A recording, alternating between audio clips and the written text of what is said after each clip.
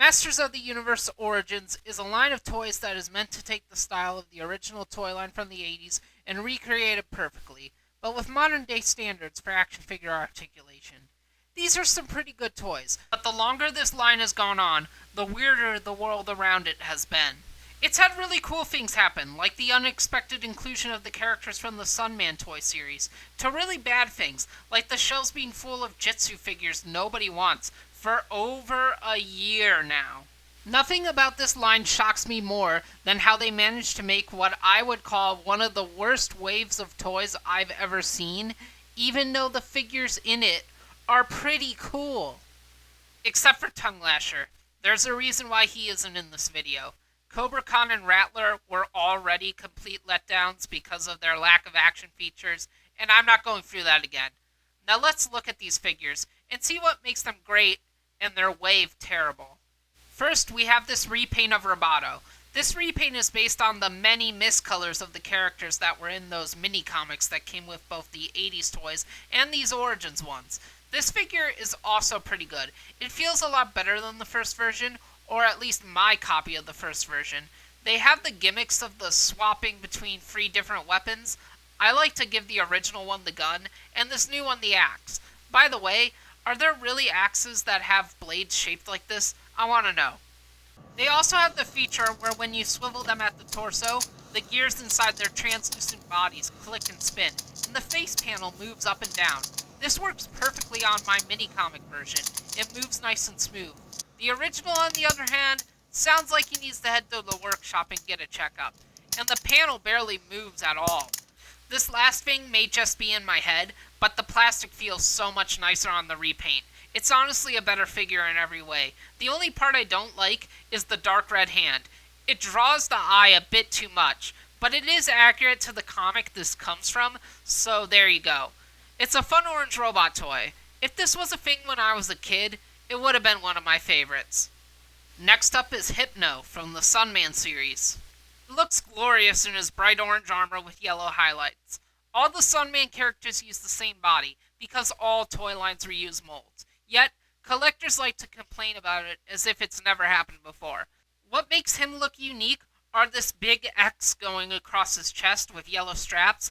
It has a lot of flair, and this holster for his weapon. On his head, he has this fun Jack Kirby looking helmet that falls off his head way too much. And speaking of his head, I really like his face sculpt. It feels like the kind of face that you don't see on a toy. It definitely looks different than any other face in the He-Man line. Being named Hypno, he has the superpower to hypnotize his enemies, and he can do this with his weapon, this giant lollipop-looking thing. It has an extension in the back to use to make the blue and white graphics spin and create the hypnotism effect.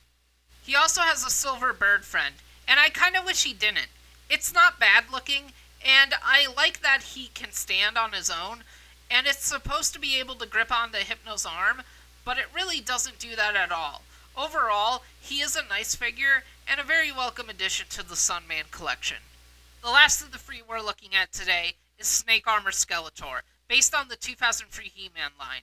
And if you're my age, which is the generation of kids the 2003 line was meant for, then you probably had no idea that there even was a 2003 version of He-Man.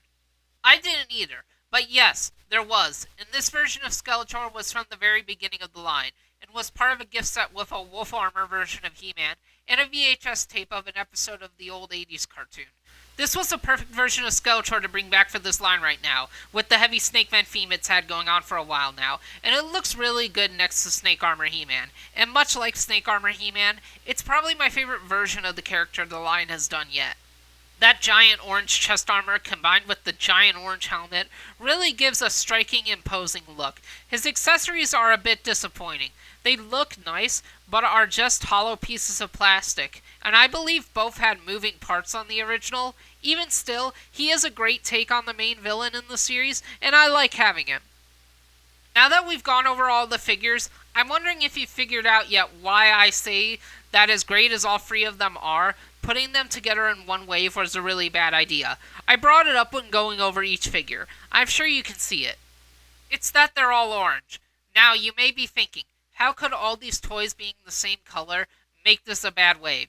Well, the problem is that it makes the characters feel too similar and feel bland on shelves because it causes an illusion that all the figures are the same, even when it's not true. But wait, Skeletor is a darker shade of orange, and he has some purple. Yeah, that doesn't really matter. First of all, it's not that different of a shade of orange, and its presence takes up way more of the figure than the purple does. Plus, even if the purple was the main, more dominant color on him, it still is a problem, because Tongue Lasher, the one figure from this wave I didn't get, is also purple. Man, if the shelves weren't still full of all the Jitsus and there was room for this wave at retail, the lack of color variety would make them seem unappealing to the average consumer that doesn't really know anything about this brand and just wants to get a gift for their kid. If you still don't get it, just think about how uninteresting it would be if Hasbro made a wave of Transformers that looked like this. I like all three of these figures, I really do. They are some of my favorites in the line, but they should not have been allowed to be released at the same time. And I really can't look at these guys without being reminded about this. Honestly, it feels like every wave of this line is starting to find a way to be disappointing, and I'm kind of getting sick of it.